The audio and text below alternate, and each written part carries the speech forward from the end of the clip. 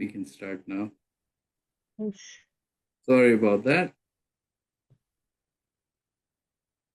तो हम अ, तत्वार्थ निगम सूत्र के 5वें अध्याय की बात कर रहे हैं। और पिछले कुछ सेशन से हम ये समझ रहे हैं कि ये जो अजीवास्तिकाय है, जिसके मुख्यतः 5 भेद है: धर्मास्तिकाय, अधर्मास्तिकाय, आकाशास्तिकाय, पुद्गलास्तिकाय और काल। तो अजीवास्तिकाय और एक जीवास्तिकाय। अजीवास्तिकाय के 5 भेद है और जीवास्तिकाय अपने आप में कंप्लीट है। तो जीव और अजीव, इस दो रूप में अस्तिकाय को हमने समझा। तो इन सब का जीवन में रोल क्या है, कैसे ये हमारे जीवन को प्रभावित करते हैं? क्योंकि हम देखते हैं कि ये द्रव्य है। अगर हम द्रव्य को एक आज की साइंस की लैंग्वेज में समझे, तो जो भी मैटर है, तो जो मैटर है वो इफेक्ट तो करेगा ही। हर एक मटेरियल भी इफेक्ट करता है। जैसे हम देखें कि पानी गर्म किया हमने, अब इस पानी को हम किस तरह के बर्तन में डालेंगे, उस तरह के अलग अलग इम्पैक्ट उस पानी के साथ कनेक्ट हो जाएंगे, पानी में जुड़ जाएंगे और पानी का प्रभाव परिवर्तित कर देंगे, है ना। हम गर्म पानी को लोहे के बर्तन में डालें, तांबे के बर्तन में डालें, सोने के बर्तन में डालें, चांदी के बर्तन में डालें, पीतल में डालें, स्टील पे डालें, कांच में डालें।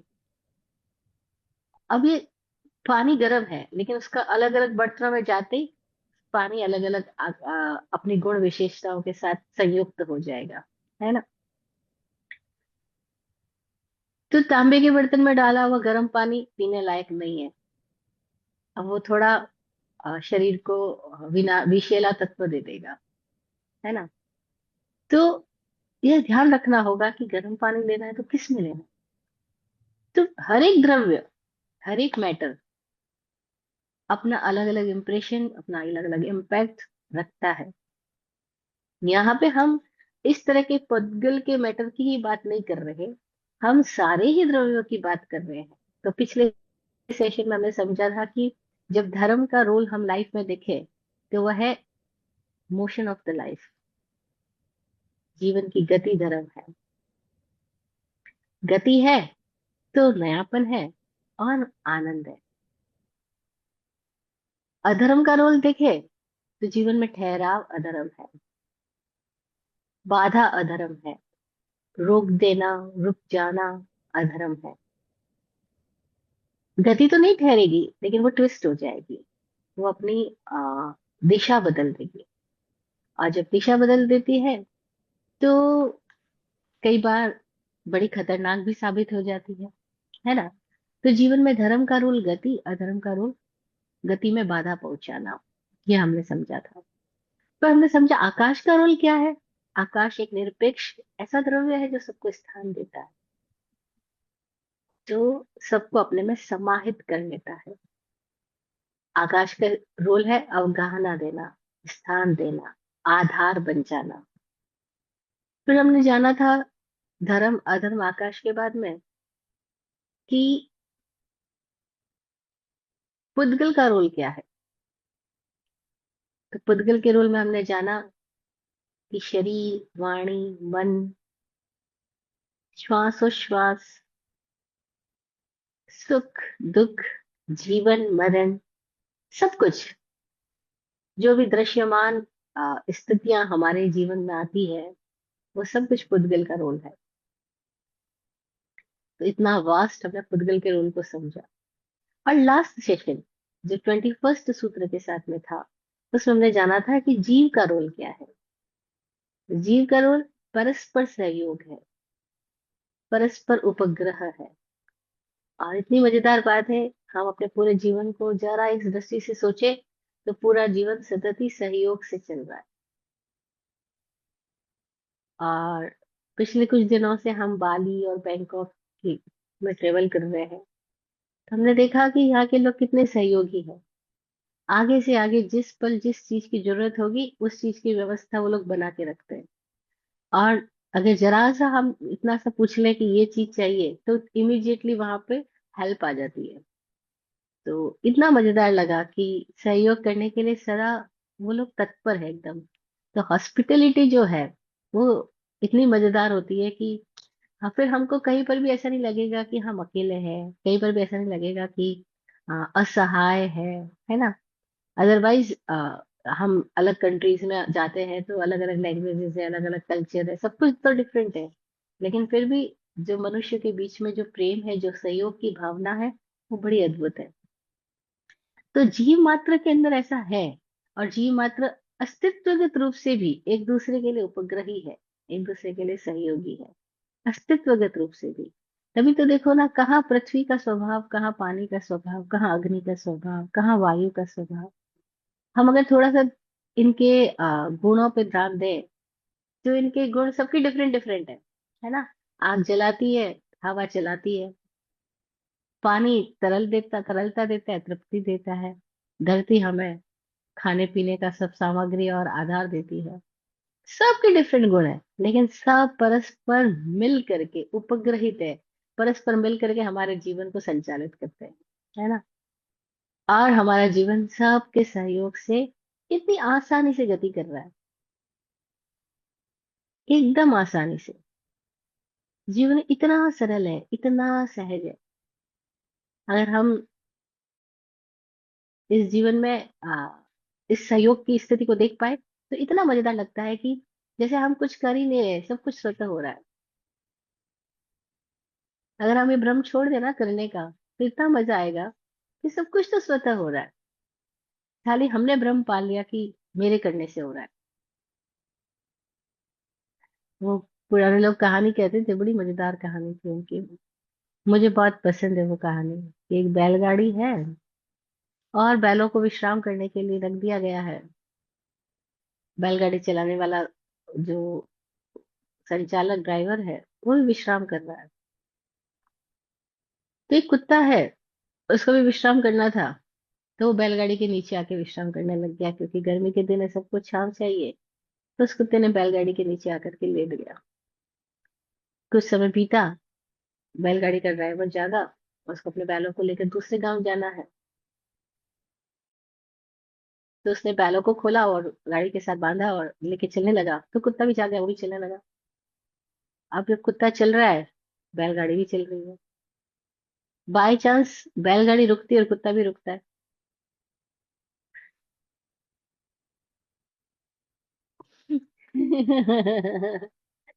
तो कुत्ता ये मानने लग जाता है कि मेरी वजह से बैलगाड़ी चलती है और मेरे रुकने से बैलगाड़ी रुक जाती है। जैसे लोग नहीं बोलते, छिपकली ये मानने लग जाती है कि वो छिपकलियों के यहाँ शादी थी। तो एक छिपकली को इनवाइट किया गया, भाई आना हमारे यहाँ शादी है। छिपकली बोले मैं नहीं आ सकती, बहुत बिजी हूँ।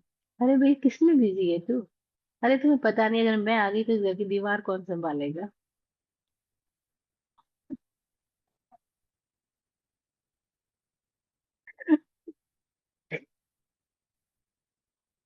इस घर की दीवार को संभालने के लिए मुझे रुकना जरूरी है, मैं तुम्हारी शादी में नहीं आ सकती हूँ। तो बड़ा भ्रम है हमें भी कि हम कुछ कर रहे हैं। हमारे होने से दीवारें संभली हुई है, हमारे होने से घर चल रहा है, हमारे होने से समाज चल रहा है, हमारे होने से सब देश चल रहा है, हमारे होने। नहीं नहीं, जीवन परस्पर सहयोगी है, लेकिन जैसे ही घमंड कर दिया हमारे होने से हो रहा है, तो केवल घमंड हमको बाधा देगा, हमें हमारी दृष्टि को विराट होने से रोक देगा, संकुचित बना देगा। जितना ये संकुचित के साथ हमारा अहम जुड़ जाता है, उतना ही वो हमें पीड़ाकारी बन जाता है, कष्टकारी बन जाता है। और सीमित के साथ हमने अपने आप को जोड़ करके खुद को ही सीमित बना डालते हैं। बना तो नहीं सकते, अस्तित्वगत रूप से तो हम विराट है, लेकिन हमने अपने आप को सीमित मान लिया है।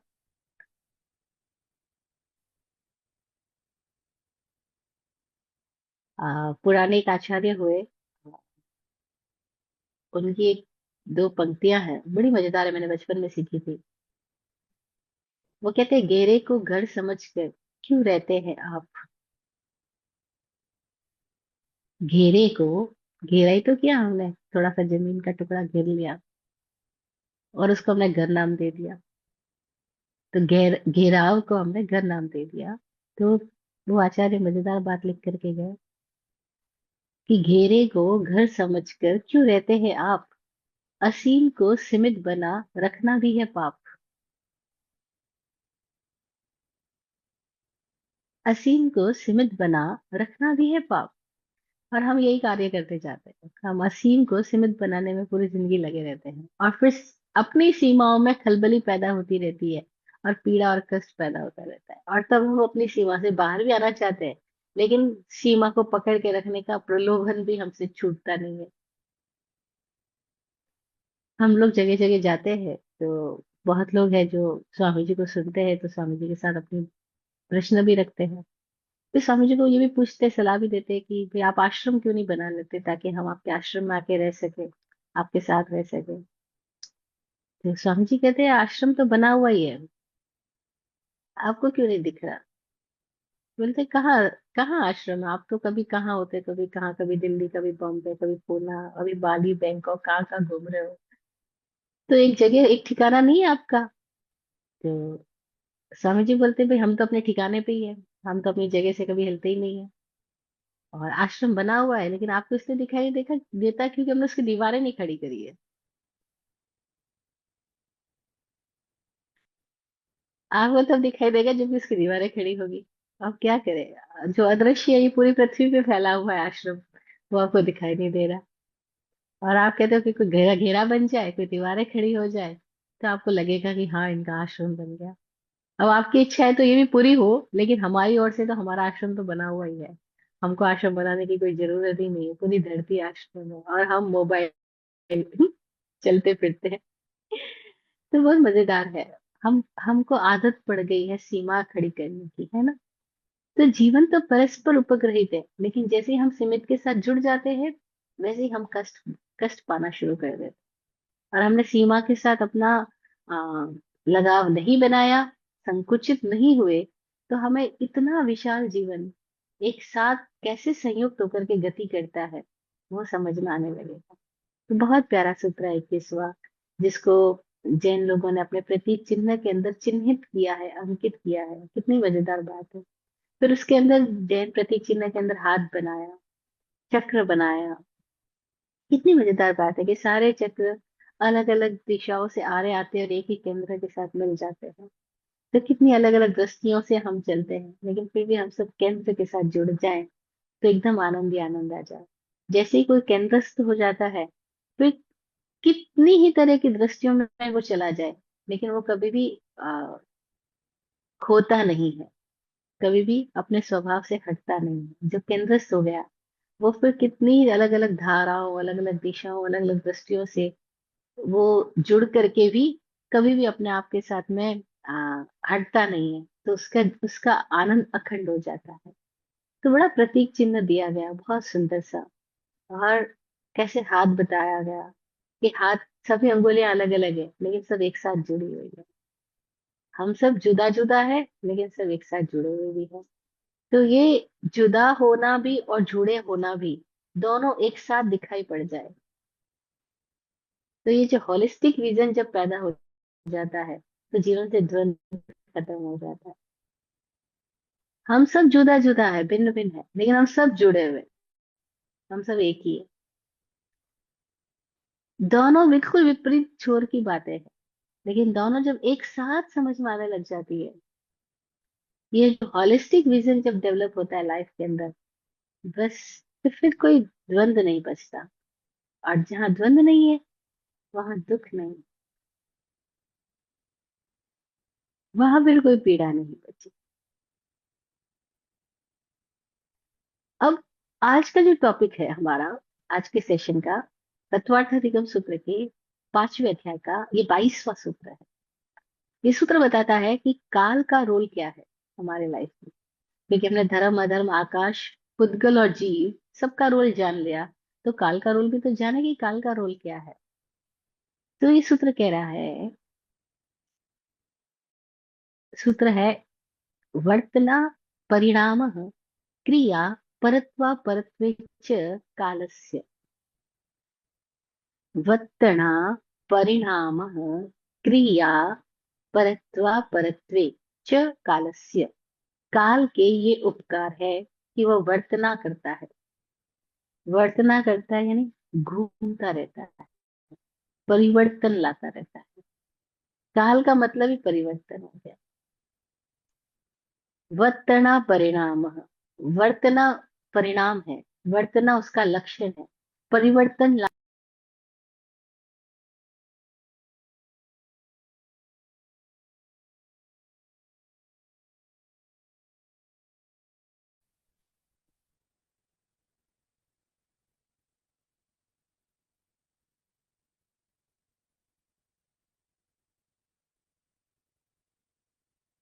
तो काल के स्वभाव की बात हम कर रहे हैं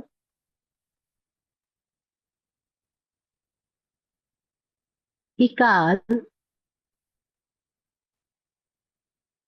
परिवर्तन का निमित्त है। वर्तना परिणाम क्रिया का निमित्त है। क्या मैं सुनाई पड़ रही हूँ? ये आपका आपका कट हुआ था वाईफाई, फिर से जुड़ा, और अभी जो है आप वर्टिकल आ रही है। आपको हॉरिजॉन्टल आना होगा। ये वीडियो जो है अभी वर्टिकल आ रही है। कि आवाज मुझे प्रॉपर्ली आपकी आवाज भी कट रही है। आवाज।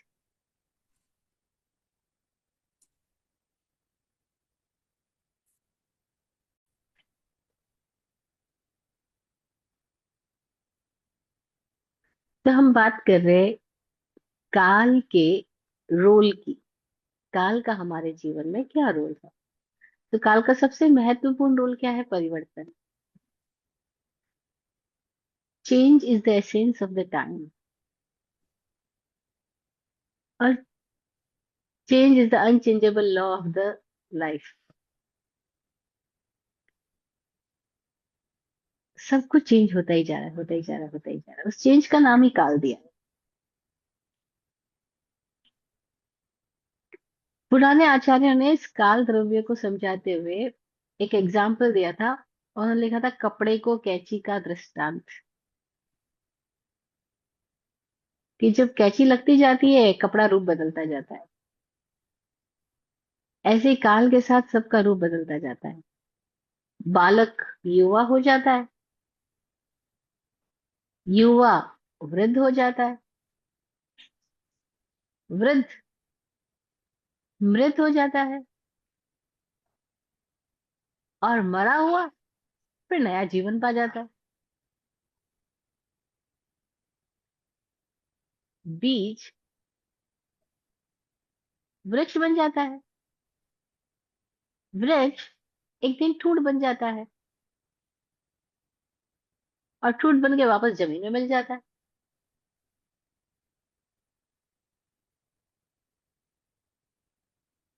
खाद फूल बन जाती है, और फूल मिट्टी में मिलके वापस खाद बन जाता है।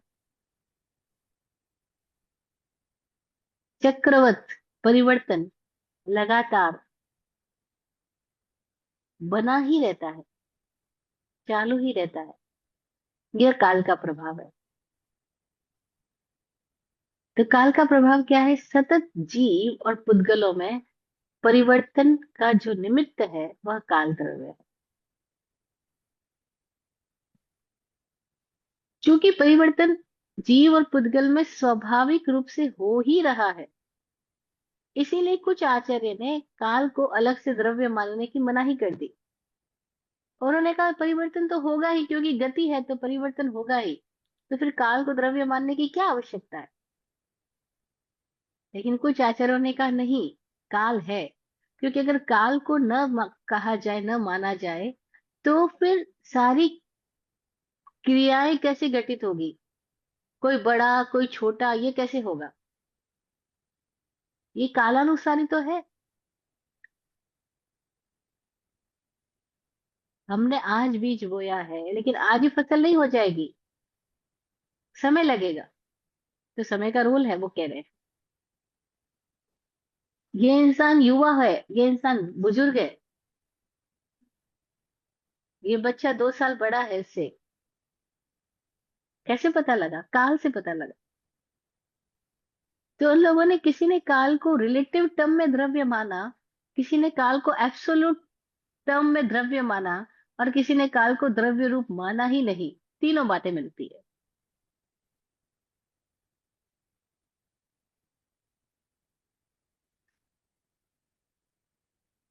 और हमें हर अपेक्षाओं से समझना के लिए हम ओपन रहें, तो हमें समझ में आएगा कि परिवर्तन तो है ही, हर श्वासोच्छ्वास के साथ परिवर्तन हो रहा है, और हम उस परिवर्तन के साक्षी बन रहे हैं। तो ये जो परिवर्तन है वह काल है। उत्तराधि सूत्र के 28वें अध्ययन में हमने जाना था, जब हम इन द्रव्यों की बात वहां कर रहे थे, तो उसमें एक गाथा आई थी, वत्तड़ा लक्षणों कालो, कि काल वर्तना लक्षण वाला है।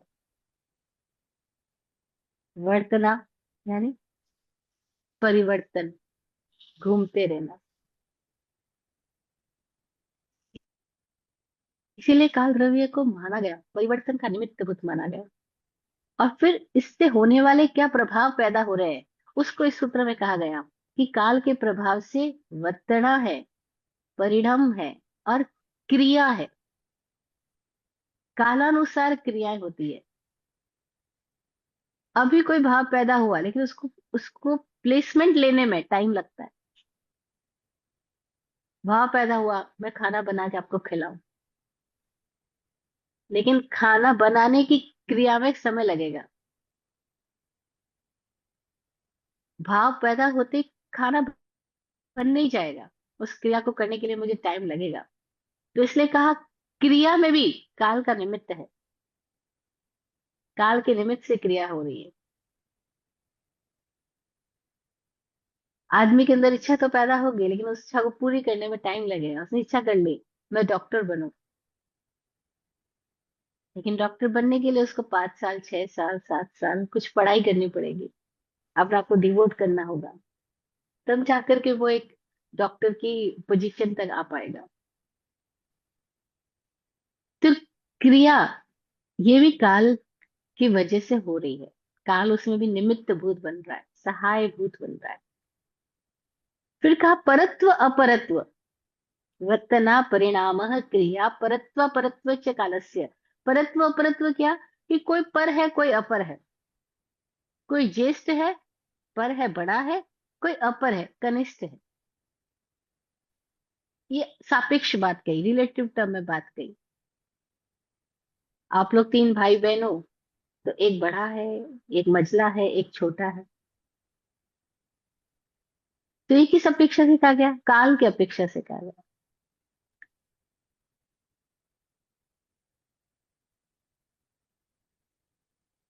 तो ये काल हमारे जीवन में किस तरह से प्रभाव लाता है, इसका अपना रोल है। इसके रोल को समझा जाए, तो इसका रोल आदमी को कई सारी बातें सिखाता है। जैसे पुराने लोग कहते थे, बहुत प्यारा उनका वचन है, अनुभवियों का वचन बहुत मजेदार है। वो कहते हैं कि माली सींचे 100 गड़ा, ऋतु आए फल होए। धीरज धर्रे बावरा, धीरज से सब होए। माली सींचे 100 गड़ा, ऋतु आए फल होए।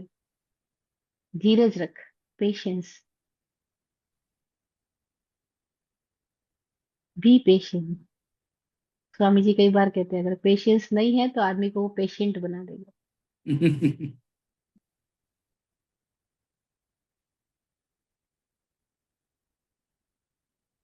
तो मन को धीरज रखने के लिए वो कहते हैं कि माली सींचे 100 गड़ा, माली 100 गड़ा पानी डाल दे बीज में, तब भी पौधे में वो 100 गड़ा पानी डाल दे, तभी फल तो आएंगे। जब ऋतु पकेगी, ऋतु आएगी, तभी फल आएंगे।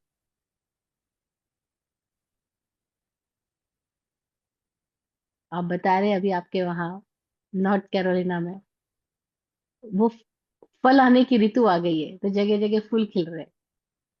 जापान में इस टाइम चेरी ब्लॉसम का टाइम है। तो ये ऋतु आने पर फल आते हैं।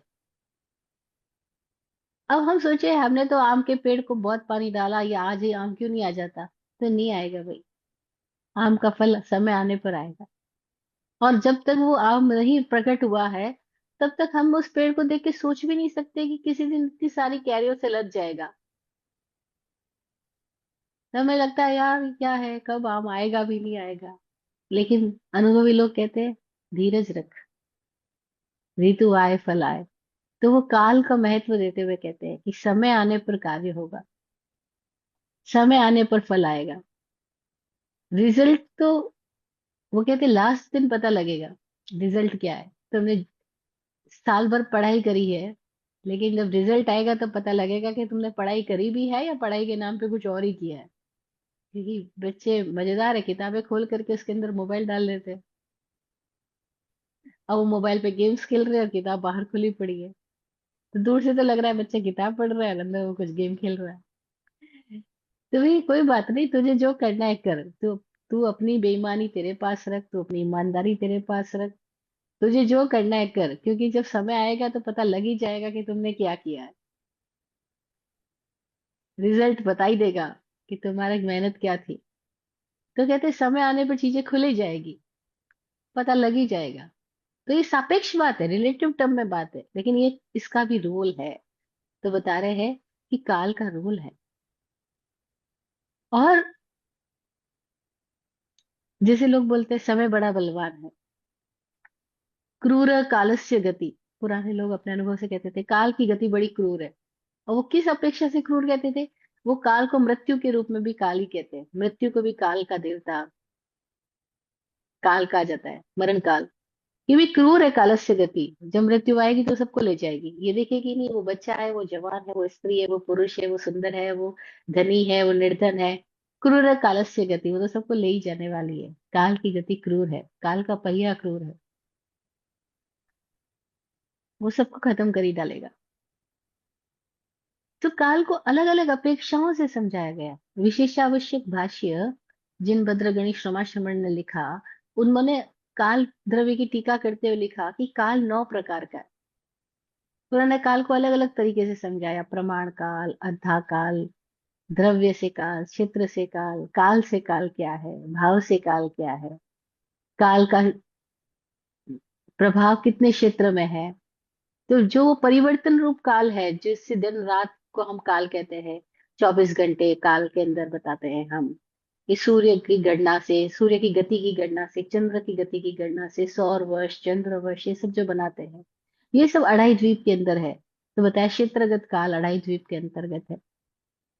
फिर एक काल को बताया गया अद्धा काल। अद्धा काल मतलब जो जिसका कोई डिवीजन नहीं हो सकते काल का, वो रूप जहां दिन नहीं, घंटा नहीं, घड़ियां नहीं, मुहूर्त नहीं, श्वासोश्वास नहीं, पल प्रमाण नहीं, पल्योपम सागरोपम, ये सब भी काल के ही प्रमाण है।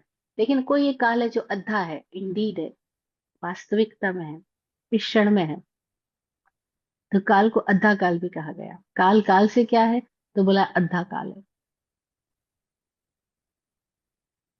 बस जो है वो पल है, ये क्षण है, ना आगे का है ना पीछे का है। क्योंकि आगे और पीछे कहीं अस्तित्वगत रूप से तो मौजूद नहीं है, वो तो हमारी मेमोरी और इमेजिनेशन में है। तो उन्हें बोल दिया बस काल अद्धा है।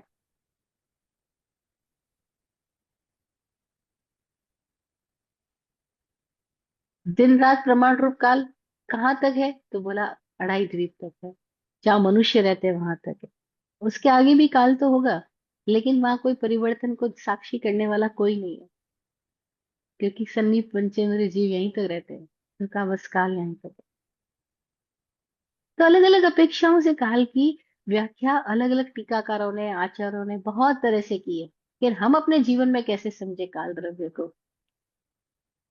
अगर हम इस पल के साक्षी हो जाते तो हमें काल द्रव्य समझ में आ जाता।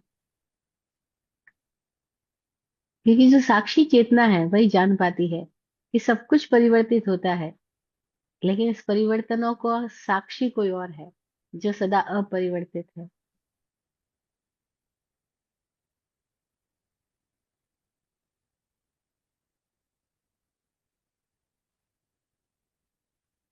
तो जो साक्षी चेतना है वो इस काल द्रव्य को निरपेक्ष रूप से जान पाती है।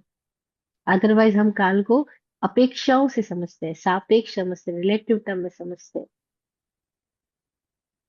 और रिलेटिव टर्म में फिर कितनी सारी बातें आ जाएगी, क्योंकि रिलेटिव टर्म में ही सारी दुनिया चल रही है। कोई बूढ़ा हुआ, कोई बच्चा है, कोई जवान है, सब रिलेटिव टर्म की बातें हैं। कोई नया है, कोई पुराना है। लोग अपने अपने यहाँ पे न्यू ईयर मनाते हैं, फिर कहते हैं happy new year. Swami ji को उनके बेटे ने एक दिन बोल दिया happy new year. Swami ji ने से पूछा, आप किसको न्यू ईयर बोल रहे हो बेटा? बोले पापा सभी बोल रहे हैं, इसलिए मैं बोल रहा हूँ। नहीं, सभी तो बोल रहे हैं, क्या तुम सोचने के लिए तैयार हो कि किसको न्यू ईयर बोला जा रहा है? क्या कैलेंडर में वर्ष बदल जाने से वर्ष बदल जाता है?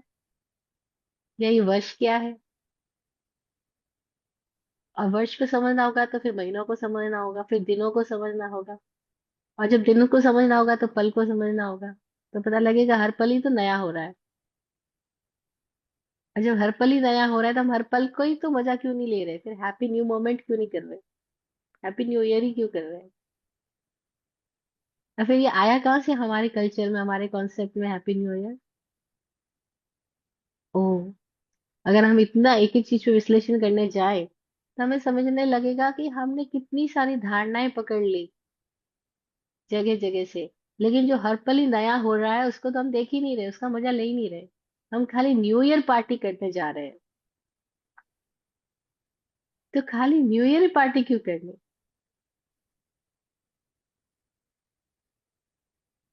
तो इस इंडियन कल्चर के अंदर ऐसी ऐसी विवेक दृष्टि वाले लोग हुए हैं, फिर वो कहते हैं कि भाई सदा दिवाली संत की, 12 मास बसंत।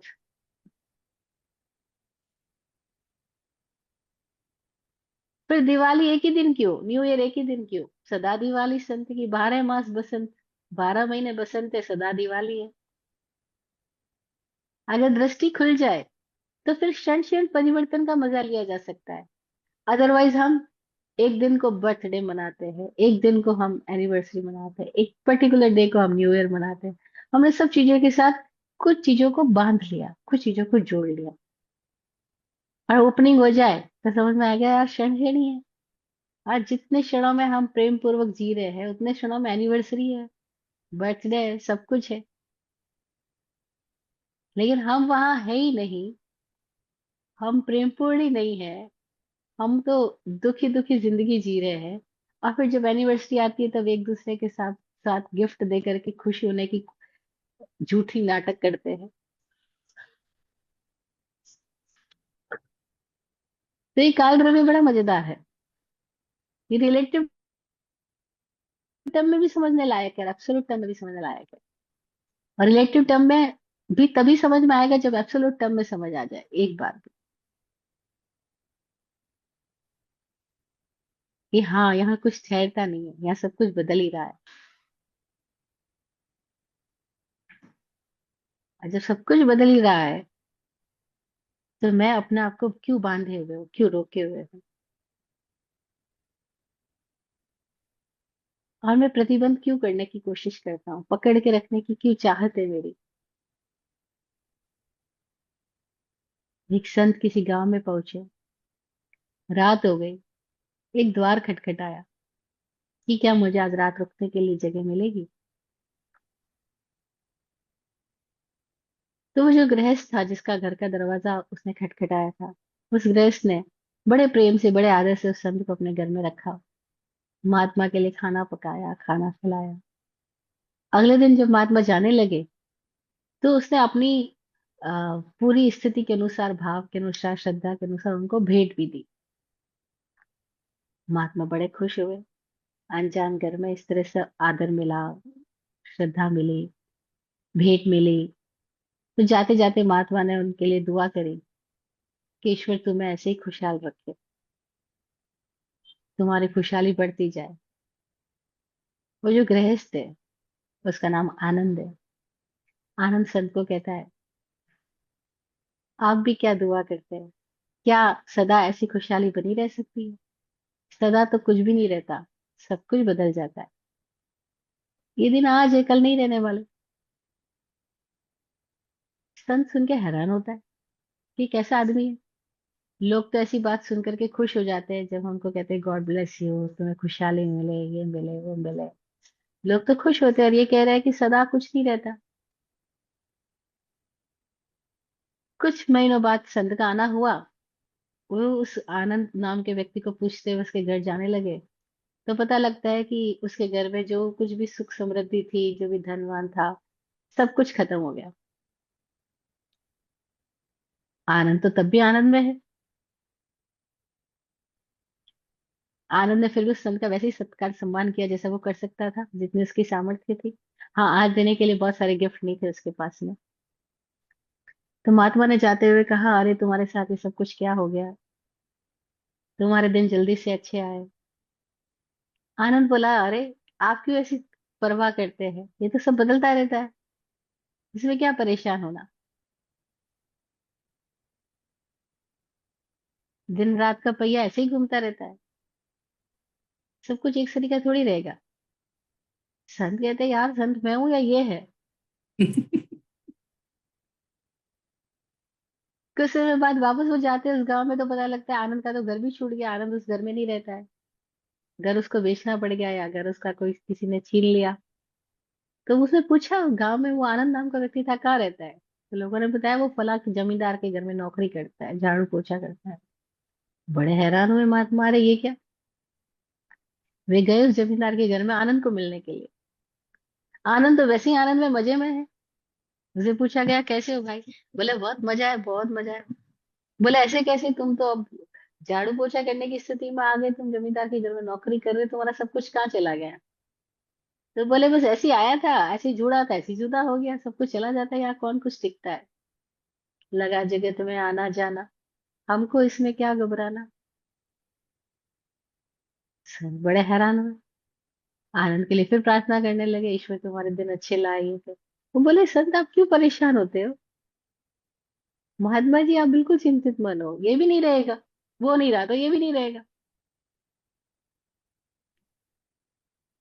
कुछ दिनों बाद वापस जब वो लौटते सन, तो देखते हैं आनंद तो जमींदार हो गया है। बोले ऐसा कैसे हुआ। आनंद बोले, जमींदार का कोई बेटा नहीं है, जमींदार सारी संपत्ति मेरे नाम छोड़ के चला गया, तो उसको मुझसे बड़ा लगाव हो गया। तो उसने अपना सारा धन धान्य भवन संपत्ति से मेरे नाम छोड़ दिया, मैं क्या करूं। तो बोले, अरे वाह, तुम्हारे को ईश्वर की बड़ी कृपा हुई, सारा कुछ तुम्हें मिल गया, तुम बड़े ईमानदार अच्छे आदमी, ये वो। जब अच्छे दिन आते हैं तो सब तारीफ करने लग जाते हैं। हम और स्वामी जी एक दिन बात कर रहे थे। स्वामी जी बोले, मैंने अपनी जिंदगी में बहुत बार अनुभव किया कि कैसे लोग पहले आप बोलते हैं, फिर कैसे तुम पे उतर आते हैं। हम्म। फिर जैसे ही हमारे पास पैसा आ जाता है तो वापस आप बोलना शुरू कर देते हैं, वैसे ही पैसा चला जाए तो वापस तुम करना शुरू कर देते हैं। कि कब ये लोग आप करते हैं, कब ये लोग तू करते हैं। कि बड़ा मजा आता है ये सब देखने में। और वो कहते हैं, मैं जानबूझ के गेम खेलता था, जानबूझ करके कभी बहुत पैसा इकट्ठा करता, जानबूझ करके सारा पैसा जानबूझ करके गवा देता। तो पता लगता था कि लोग लोग पैसे की वजह से आ रहे हैं या मेरी वजह से आ रहे हैं। तो बड़ा मजा है जिंदगी का, कब हम आप हो जाते हैं, कब हम तुम हो जाते हैं। तो वो आनंद जमींदार बन गया है। अब बेटा बहू घर सब, दिवाली वाला दिन रह रहा है हर दिन। तो महात्मा जी फिर बड़े खुश हुए। आनंद बोले, अरे आप क्यों परेशान, आप क्यों खुश हो रहे हो, क्योंकि ये भी नहीं रहने वाला है। या तो ये चला जाएगा, या इनको भोगने वाला चला जाएगा, बदल ही जाएगा। और कुछ टाइम बाद वापस वो महात्मा उस गांव में जाते हैं, तो पता लगता है आनंद तो मार चुका है, आनंद है ही नहीं। आज जब बाल बच्चे थे, उन्होंने उस जमीन को, गांव की जमीन को बेच दिया, शहर में जाके बस गए। अब वहां उस भवन में कोई नहीं रहता, कबूतर आते हैं खाली। हो महात्मा जी सोचे, वो आनंद सही कह रहा था कि या तो ये रहेगा या उसको भोगने वाला चला जाएगा, कुछ भी रहने वाला तो नहीं है। और जो बदल रहा है इसके प्रति हम साक्षी हो जाए तो कभी परेशानी नहीं है। लेकिन हम उस बदलाव के साथ चिपक जाते हैं, तो फिर परेशानी और पीड़ा पैदा हो जाती है।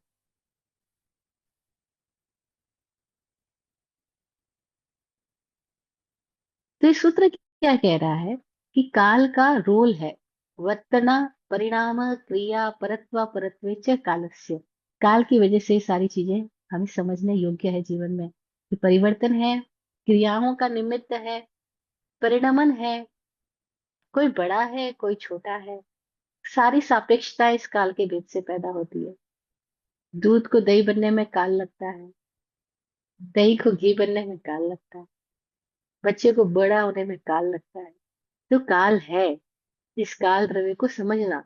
और जब ये परिवर्तन का साक्षीभूत काल समझ में आ जाए, तो फिर परिवर्तन के साथ में हमें कोई प्रतिबंध करने की आवश्यकता ही नहीं है, कहीं रुकने की आवश्यकता ही नहीं है। और जो बदलाहट के साथ चिपकता नहीं है, वो जिंदगी में से फ्लोट करता हुआ, तैरता हुआ मुक्त हो जाता है।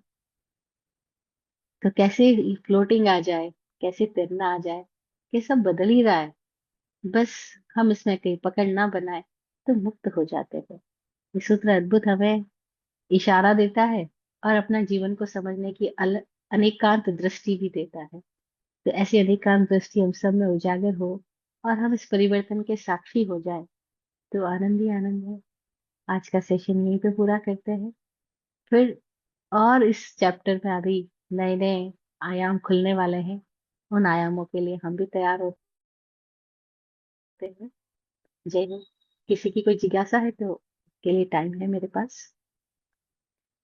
आप फूलो फलो, हो जिंदगी मखमल मुलायम, आपकी हर खुशी पे है हमारी जान सदके, दुआ करते हैं चुपचाप दिल की थाप से हम, दुआ करते हैं चुपचाप दिल की थाप से हम, रहे जाते नवाजे हर घड़ी अरमान सबके, अमन और चैन से गुजरे आपका वक्त सारा, अमन और चैन से गुजरे आपका वक्त सारा, रुख पे खिलती रहे यूं रूह की मुस्कान खुल के, रुख पे खिलती रहे यूं रूह की मुस्कान खुल के।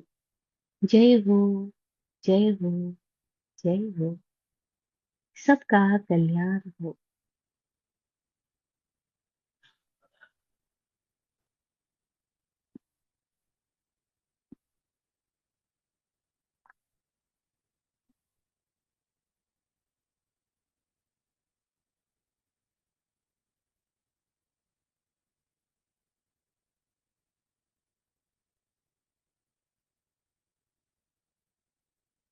ओम शांति।